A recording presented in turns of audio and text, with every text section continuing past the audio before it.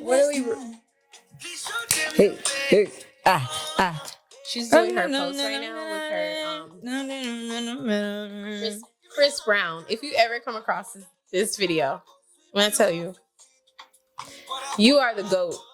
Period. Like, we're R&B people. Let me tell you something. Anybody who a real ass nigga know that Chris Brown is a living legend. He's fucking. Let's just go ahead and just put that on. He's a beast on record. Y'all need to give him his mother effing flowers. Give him his fucking props. Listen to Miss Kelly Rowland when she said, "Child," she said, what she said, "Child, chill out, have a chill out, take a chill pill." Okay, because it's real. He's earned it. He's the real deal. He was a hard worker. His work ethic is out of this world. And y'all niggas gonna not have him on stage to do Michael Jackson. You know he's the only motherfucker that can do that shit. But who else? Usher. No. Not like Chris Brown. Modernized. Chris Brown is Michael Jackson in the fucking flesh. He's the modern but Michael Jackson. Said it best. Michael gave him the crown. Right. He died. He's the modern fucking Michael Jackson. That's what you niggas don't get. Like Michael has already that nigga is that nigga honored Chris in that and y'all need to get it together. That King of R&B title. And like this is for the people. It's bigger than him. It's for the people. Like this is, what do you call it? History. It is. This is history. He is I think we don't have anybody on that realm outside of like Beyonce. Yeah. Performer wise. Definitely. He gives his fucking all. And I don't care who got something to say. He gives his very best when he's on the stage. Now when you're talking about like comparison to Michael Jackson, yes, all the way Chris Brown. But when you're talking about like entertainment wise, who was just a class act, Usher. Mm-hmm. Like, hands down. He's timeless. I mean, Usher is Usher. Oh my God. He's definitely like a Renaissance man. He is everything. And like, how old is he? He's in his 40s. He's 40, like probably 40 years old. Almost. So it's like, this nigga is 25. Still able to do the shit that he was doing. You remind me of a girl that I... Like, come on. And he's still like, can deliver. Like he still can do the choreography like it's nothing. He stays in shape. Period. He is very serious about his craft. He is serious about his craft. Yes. And I respect that. I respect anybody who does that and keeps up. Like to be consistent, that's a big thing. And to me, again, with Chris Brown, he has consistently delivered. Like you can't say this nigga hasn't been like featured like crazy, making albums back. He gives us 2 albums a year. Yeah. He gives us the regular album and then he gives us a deluxe or an exclusive part of every album that I can think of that he's had. Like my first Chris Brown concert, I think was exclusive. I was in high school. Like maybe a senior in high school, and we're kids. Mm-hmm. We're the same age. Hey, Chris Brown.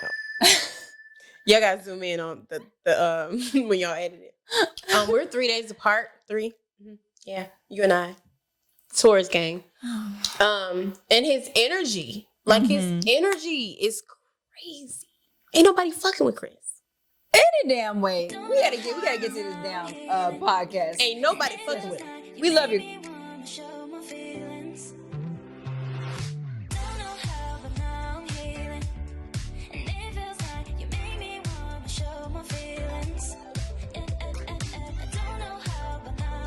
To the He Said, She Said podcast, you guys. My name is Nina-Marie, and I have my bestie, my soulmate, my sister, like everything. 3 kids on them, like she's bomb as fuck. Like, what do you mean? What do you mean? She look 18. What do you mean? Okay. Thank you. Right. So thank you. We have my friend Brittine here, and we're gonna be talking about some great stuff tonight, you guys. Yes. We're always talking about good shit. Yo, things that people need to know about their friends. Need to hear. Yeah. Like, you friends out there? Y'all ain't talking enough. Like me and her relationship reminds me of B. Simone and her best friend, like Megan. Yes, I love them. I fucking love them. I think that their, sisterhood is a divine, it's divine timing. It's like this is what God has intended for that duo to do in this earth right now. You know what I'm saying? So it's definitely purpose driven. It's definitely, you guys are being obedient to the call of God on your life. And thank you for the inspiration. Like, we've already kind of had this podcast in the making, or just being featured on each other's podcast.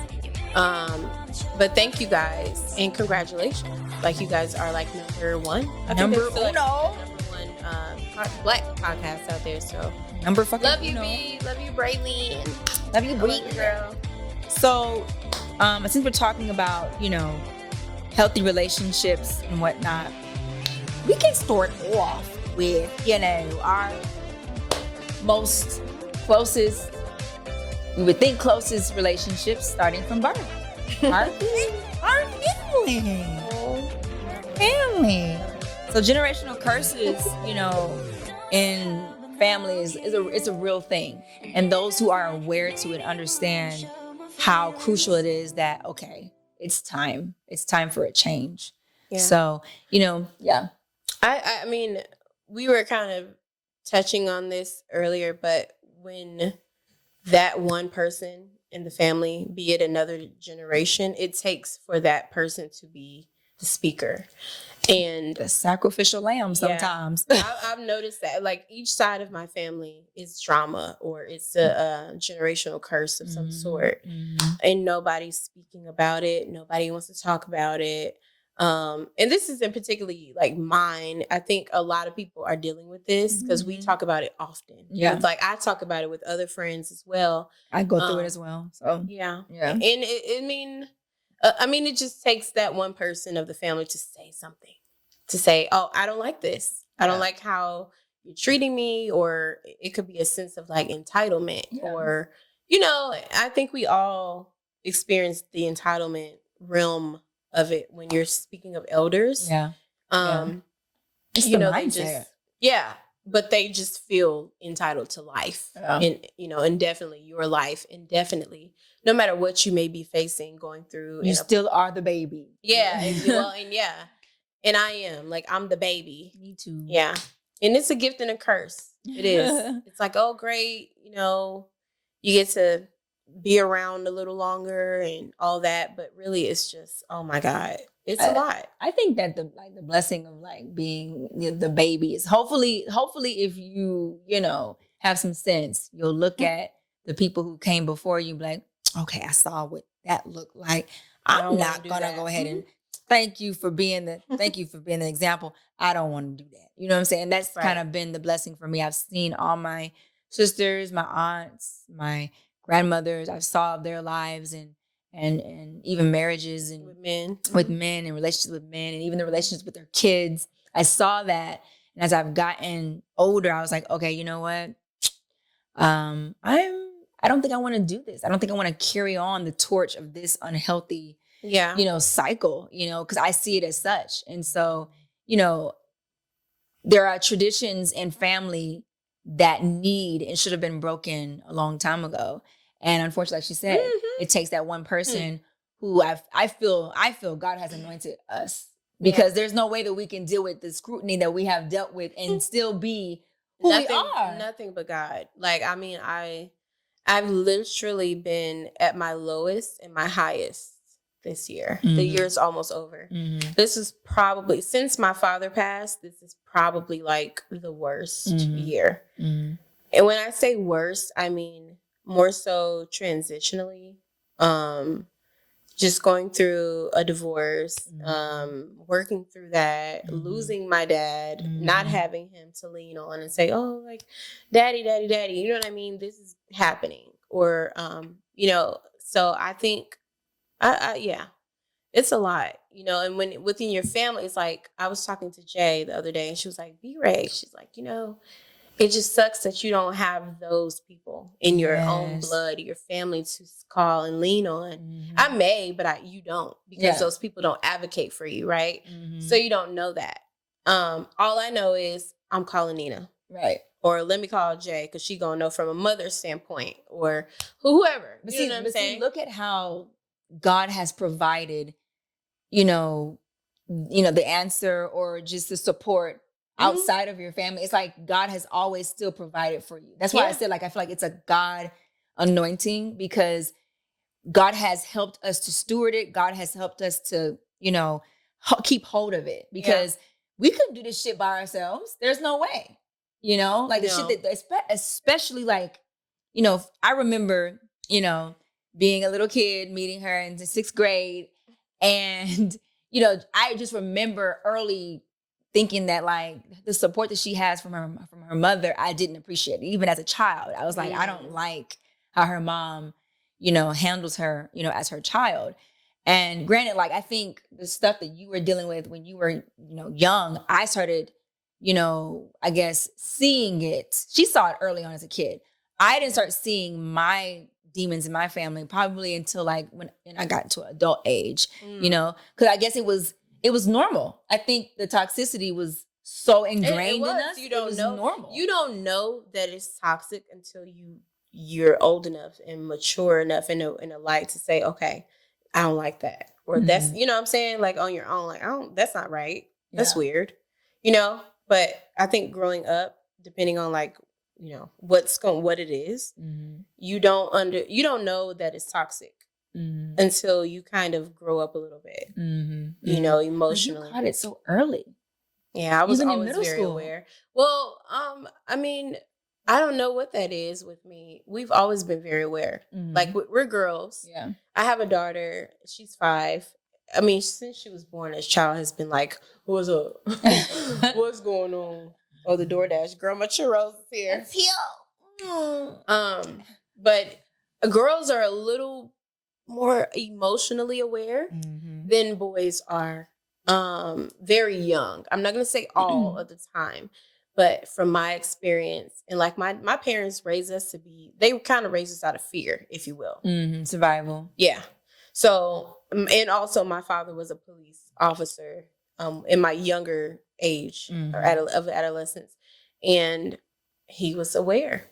He was that nigga. Yeah. So it's just kind of like, from every angle, it was like he kind of already knew what to do. He was a planner. He was just that kind of person. So that's how he raised us, and would have these conversations with us about men, from saving money, doing this, doing that, credit, all these kinds of things. Do you think that you got some of that, I guess, wisdom from your father to be able to see what was going on? Or do you think that just kind of came on your own? I think it just came. He never spoke about issues with his mother. He never wanted to badmouth people. So I didn't know a lot about my paternal grandparents until I was grown. Yeah. Like until my granddaddy, his daddy died. Yeah. I didn't know how deep their issues were. I still don't really know like what it stems from. Really it just seems like it's a lot of, communication. It's like people assuming, people looking at the other person like who she thinks she Lord is. have mercy. You can't tell me this, and you know what I'm saying? Story of my damn life. Minding your own, not minding your own damn business, and you in somebody else's business. And it's so sad. Or needing to mind somebody else's business because you won't handle your business. And that too. You're not looking at what the fuck you got to regulate over here, and you worried about somebody else making the same mistakes. When honestly, you can't shield them from making the mistake or doing what they're gonna do, and really seeing if they do it differently, because you're teaching them out of your experience. You're teaching them for fear. Right. Don't do that. I did that. Right. So you can do that. You don't know that. You don't know. Yeah. All you can do is trust your guidance and trust the things that you've already instilled in your own kids. Yeah. And trust that they're going to do the right thing, and have those conversations with your children. And that's really all you can do. Like as a parent, that's all you can do. You can talk a hole in their head. That's how my mom is with me. Like she knows that I'm very strong-willed, strong-minded, stubborn, but all of those things I've come to realize are my strengths. But I also know that some of those characteristics are underdeveloped and immature, and I'm growing in it. So it's not like I'm perfect at those things, but I do think that I'm a little bit more aware that the things that people, when we were in our families, called, negative or you shouldn't be that way. It's actually our strengths. It's Don't actually say that. God given. It's actually something that God actually wants us to be strong in. He just wants us to mature in it as well, And so, my mom has always been like, oh, well, you need to, do this. And there have been some things that my mother has instilled in me that I needed. I needed certain things in my mom to kind of balance me out. But I also think that too much of my mother would have just completely washed out who God was trying to, raise me to be. You know what I'm saying? My dad, I'm a lot like my dad. So, but then also like my mom is the one that kind of, she is the buffer, she's the one that kind of adds the balance for me. But also like there were things that my dad, was that were good things that I needed. My dad's assertive, he knows what he wants, he don't let anybody, walk all over him. Like, he has vision. Like my dad was a visionary, you know what I'm saying? So I got a lot of that from my father. But once again, too much of my father would have been, diluting what God was trying to, raise me to be. So, where my father was a visionary and was assertive and was, all these good things, God was like, okay, it's fine for you to be a visionary, but make sure that you also understand that you don't know everything. So you need a team that's going to be able to help you. Or if like, being assertive or being, tell it like it is. It's okay to be truthful. It's okay to have integrity, to be truthful, but you also have to be empathetic. You also have to have compassion. You also have to understand what it means to be human, because sometimes when you're immature in having integrity to be honest, you can forget that this is a human being that you're talking to. So be considerate, be empathetic. You know what I'm saying? Don't be too judgmental. It can come out judgmental, Yeah. So yeah. Same for me. And the reverse for me, my dad was the buffer. Okay. He was like okay, all right, chill out. Or y'all just, all right, calm down. Or he'll just walk away. I ain't fucking with y'all today. Y'all doing too much. I'm going to smoke a cigarette. Like, there used to be a joke in our household, like, well, all right. Daddy just left to go smoke a cigarette in the middle of like a family discussion. But that was his way of like, out. Yeah, exactly. Without saying anything. All right, well, there was no disclaimer. It was just like, where you going? Oh, smoke a cigarette. So if you wanted to continue the conversation, he needs a cigarette. He needs a cigarette first. Then we go. Yeah, we revisit. Right. But yeah, he was my like accountability partner. Where it's just, all right, well, if I had a disagreement with my mother, well, that's still your mom. You still got to watch out what you say, how you say it, because that is still your mother. Is Shatura's texting you? It is here. She ain't. She did. It's here. I told you when it was. They were walking. I'm saying like, are they at the door? They dropped it at the door. My directions are just drop it off. Yeah, get that, please. Thank you, Tony. Compassion, empathy. Hey, you know what I mean? Shit. Thank you. Thank you, Cody. Try one. Cause first of all, this nigga be doing the same shit to my ass. Y'all don't be seeing. Oh, okay. Oh, all right. Well, I think okay. So sorry, our churros arrived. Yeah, sorry, you guys. But anyways, I guess like. Thank you.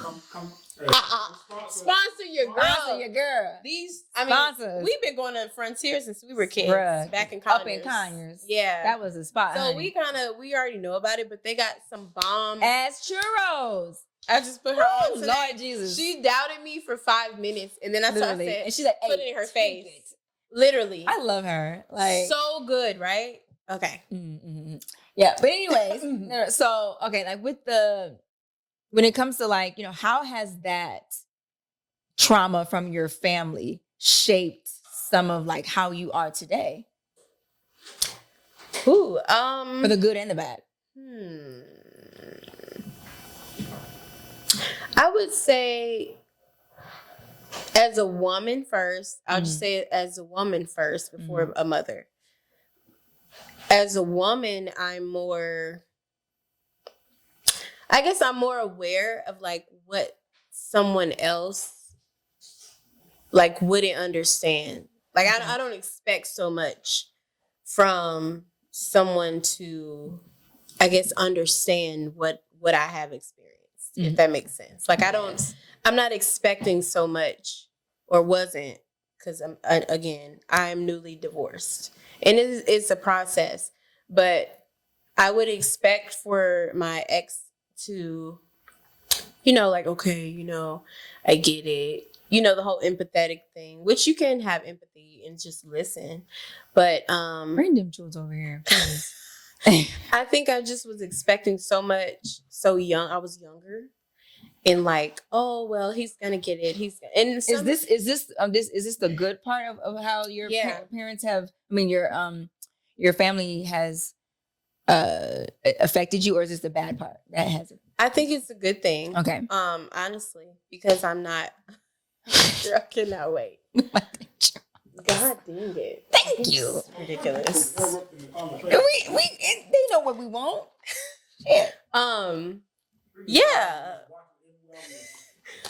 Don't drop them, nigga. I will just slap you upside your head. Talk about the good and the bad. Like slippity slap. They're so good. They smell amazing. So anyway, yeah, not to say don't expect things from people, but just not the other person is not really going to have a full understanding of what you may have dealt with before you disclosing whatever. You know what I'm saying? So their response may not be what you want and what you expect it to be all the time. Because some people don't know or are as emotionally intelligent in that sense to go, to kind of like deal with and process that with you. Yeah. And it's kind of like, and you're like, well, I'm being truthful. Like you're being honest with this person. But again, I don't expect so much. What about someone? The bad? The bad would be,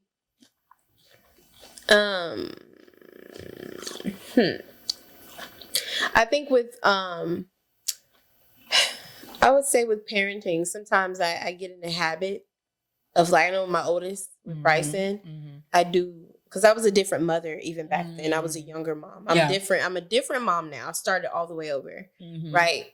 And some things I do teach him from fear, from a perspective of fear and experience. Yeah, with things like subconsciously. So, and that frightens him and some kids. It's just like, and I don't want them to not live. I don't want them to not experience and not go through things. I think my thing is just the hurt. And I know you can't protect them all the time from that. You can't guarantee that they won't ever experience some things that you've experienced, but I'm a damn well try to. Like, whatever conversation we're going to have it. And have it. And have it. And, like my parents, they didn't talk a lot about what happened. They didn't teach us about they didn't give us the details. Marriage. Yeah, they weren't in depth about anything.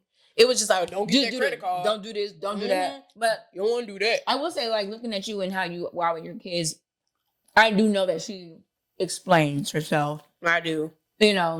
She goes in depth. I think that she understands the importance of, like, doing that. So a lot. And I over-explain sometimes because, I mean, again, I was molested. That's one traumatizing experience. So with not even knowing my mother was until later, it pissed me off because I'm like, well, why isn't this something that you would think to share with daughters? Right. And make them aware of until I experienced it. And then later in my adult life, I think I had already had Bryson, my oldest, and I was like, I was molested. Wow. I'm an adult with a child already. So, and he was much older than me. So those things are things that I talk to my children about now, my 5-year-old daughter about, my 4-year-old son about. Like, if anybody is touching you inappropriately, or I don't give a fuck who it is. I don't care. You need to say something. And if they tell you don't say something, that's when you need to say something. Like, immediately. As a parent, you also need to believe your child. Yeah. Believe them. I mean, I'm on the side of believe them whether they're right or wrong, whether they're lying or not. because you really don't know if a child is lying or not. But I think I'll just say let your heart and let God lead you accordingly. You know what I'm saying? But my mom, she didn't believe my sister when she said that her boyfriend touched her inappropriately. And it's like, I don't care if it's not have anything to do with your parts, your private parts, or anything like that. If you touch me and I feel uncomfortable, and I know that this is something that like a man shouldn't be doing, that's still inappropriate. It's still not okay. Right. So believe your kid. I think I was so angry at my mother. When she did that to my sister, I was like, even as a child, I'm like, this is a duh, mama. Like, yeah, Jody lies a lot. Yeah, Jody gets in trouble, but if a man touches your child and your child is like, he touched me, you need to believe her. And predators prey on those black sheep or those kids who are like trouble. Not to say she's a troublemaker, but when they are distracted, always in trouble, don't really have a lot of male figures around them, or their mother is distracted. I literally watched that video of this white male. He's serving time for Lord knows how long, but he was a predator. And he was admitting to things that he pinpoints of certain kids, victims. Now, so, you parents out there, y'all got to be on alert. And it could be somebody in your family that is very close to you. And it's usually the one in your family. It's usually people in your family. Yeah, it's crazy. Usually. In my circumstance, it was not. But he also saw that my father was not in the home anymore. So those are things that they look for. They look for kids who are troublemakers, or they daddy not around, or they know they not going to be looked after. They always alone. So y'all got to be looking out for these creeps. Get it right and keep y'all kids off the internet, please. Anyways, we could definitely like do a part 2 on this one, because we have so much that we can say about this. But I will say, what do you take from, something that you want to move forward in? I know. You want me to start? I can do it. Okay. So I guess like what I take from just all of this, and then also just what I've experienced in my life, is that you are an ever evolving and growing human being. And I think that nobody's perfect. And I think that once you start to experience certain things, you understand why people do the things that they do. It doesn't excuse the behavior. It doesn't make it right or okay. But you do understand, okay, I get it. You know what I'm saying? Now I do think that the empathy part helps you to probably forgive them, or, kind of not be so see red and that's all you see it. But I do think also that can help you to, okay, I understand it. I can pour this into somebody else who may be going through it or needing it or whatever. You know what I'm saying? So that's just kind of what I take from that. Okay, ask that question again. What do you take from, just, being in the dynamic that you've been in your life, and what do you like hope to like push forward or, move forward in with? Well, I would say I've always been an outspoken kid. I used to get in trouble for excessive talking. So she's never been afraid of her voice. Like here. One thing I can say is, even though you probably have had some fear, but you've always kept your voice. And I love that about you. I thank you. Yeah. I the shit I used to get in trouble for is the shit that right now is a gift for me.